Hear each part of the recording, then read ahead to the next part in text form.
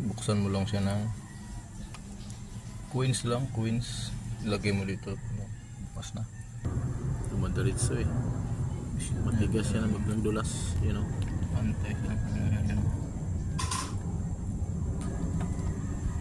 Pantay yung... Ayan, yung guhit. Kailangan papantay ang guhit dyan. Sa Tagalog pa, gatla. Yan. Kung hindi pa siya dito nakalagay ang araw, hindi pa yan, ikutin pa natin isa. Ayan. Yan, tingnan natin. May araw yan eh. Yan. Ang street yan. Ito pa yung araw ito.